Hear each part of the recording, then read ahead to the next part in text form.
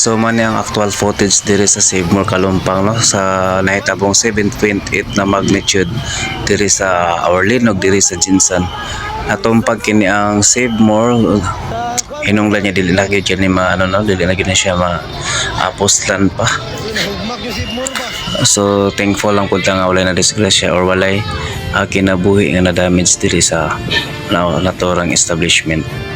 So ang mga simento usab diri sa Kalumpang no nanga-crack pod ni ang highway diri sa sa Kalumpang at Banglang gyapon diri sa may Jollibee or diri sa Save More. So wasak gyud kayo ang building sa Save More ara malay man siya ang mga crack diri sa highway sa Kalumpang.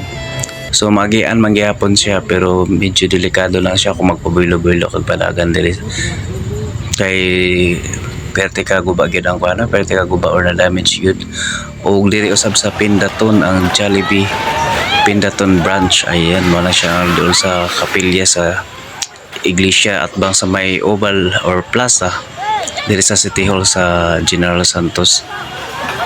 So nahugno po ni siya may nalang kay nakagawas tanan mga empleyado diri sa Jollibee Pindaton branch.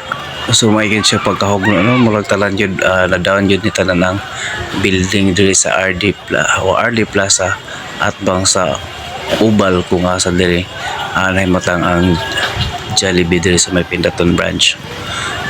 So mo kani ang actual video diri sa Jollibee Pindaton branch General Santos City.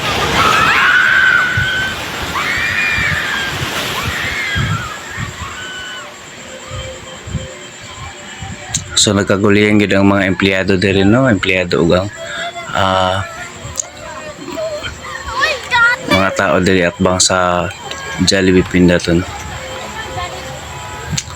Og ang KCC usab man siya ang KCC Mall General Santos sa Medji Katoliko na damage pod ang diri padulong sa going to Biransa.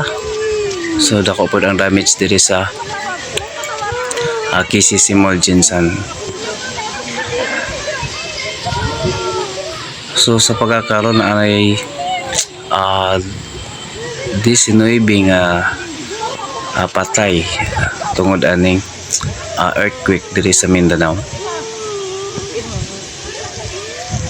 So amping lang talabi na diri sa may Jinsan. So diri pod sa balay no murag nagkayamukat pod ako magamit diri. So thankful lang po na wala kay diri na damage murag lang minor damage lang ang natabo diri sa akong balay, thanks God. So diri gid sa mga malls SM Save More, Jollibee, KCC o uban pang establishment.